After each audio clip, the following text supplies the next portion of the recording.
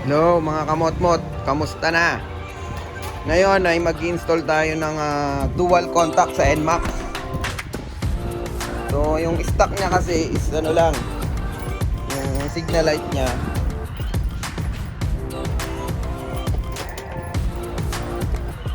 Ito yung signal light niya. Ganyan lang siya. So patay na. So papalitan natin siya ng dual contact. So ang ipapalit natin ay itong DSK dual contact. Tuturo ko sa inyo kung paano install. Madali lang siya install, parang plug and play lang siya. So buksan muna natin yung ating NMAX. So yan na nga, natanggal ko na mga kawan, nabuksan na natin. So tinanggal ko na rin pala yung sa signal light nila, yung mga ilaw. Ito, tinanggal ko. So papalitan natin siya ng dual contact na DSK. So ito dapat kailangan nyo magpalit ng flasher relay. Pag hindi ka nagpalit ng flasher relay, naka-stack lang siya, hindi siya nag-blink. So ngayon, i-test muna natin kung gumagana ba yung ilaw. So ito, nakakabit na. Yung isa kasi tinanggal ko, pero ito kinabit ko na siya. Iniipit lang naman siya eh. Kamali kasi yung video kanina, so kinabit ko na siya. Iniipit lang siya dito sa park light, doon sa positive color brown.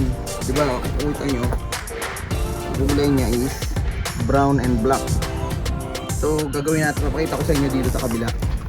So, ito yung park light. Ayan, brown and black. So ito, iipit nyo lang. Ipit nyo lang to.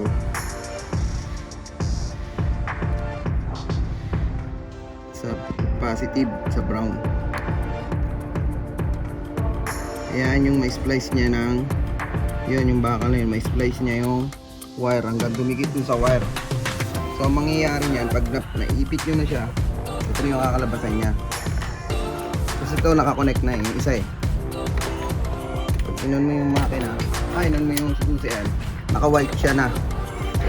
Tapos pag sinignal light mo siya, mag-yellow siya. Yung pala ang kulay niyan, amber, white amber. Yan. So pag pinatay mo yung signal light, yun siya. So sa kabila hindi mo pa makikita kasi hindi pa siya nakaipit dito sa positive. So ipitin ko muna siya, makita ko sa inyo. Parang gaganto nyo lang siya.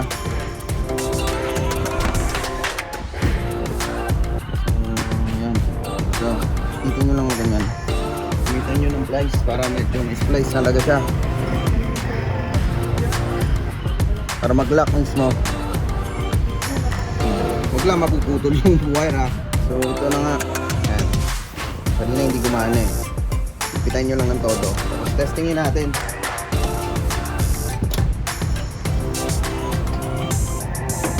Ay, hindi pala nakasaksak. Wait lang. So ito pala, sasaksak nyo muna to. Saka itong drill.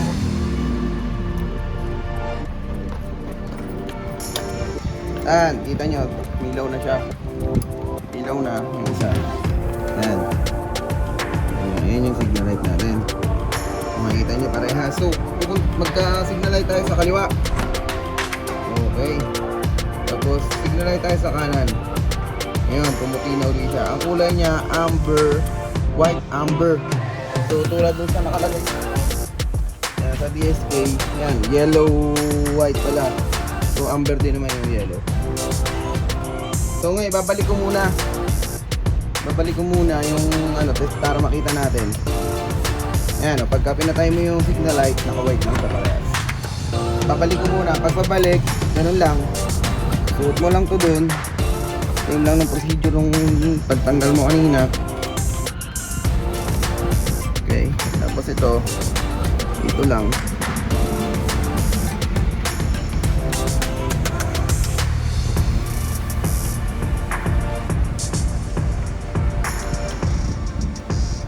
Same procedure lang din. Tapos ito ganun din.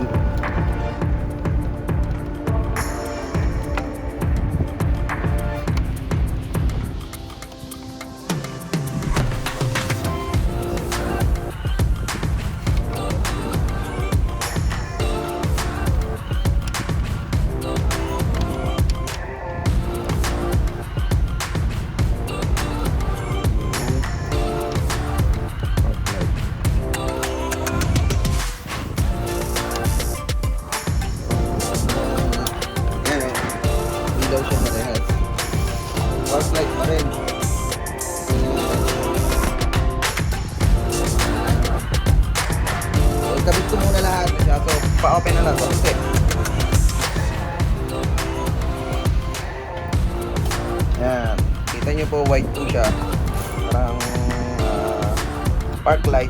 So ito yung park light natin talaga. Ayun yung signal light naging puti. So signal light ka pakaliwa. Ayan. Signal light to puntang kanan. Okay. Patay yung signal light.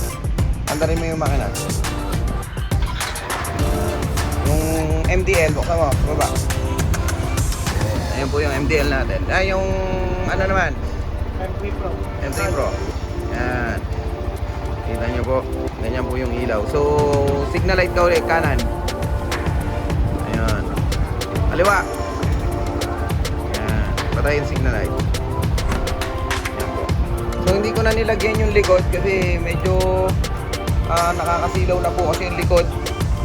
Papatay nga nung M3 Pro siya nung so, hindi ko na nilagyan yung likod ng dual contact.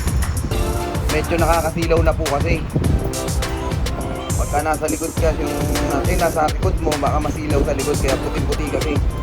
So ito lang harap. Ayan po. Maraming salamat po at sana mag-like and subscribe pa uli kayo. Ngayon lang uli ako nagbalik may mga ginawa at mga busy po tayo sa trabaho. Ayan po.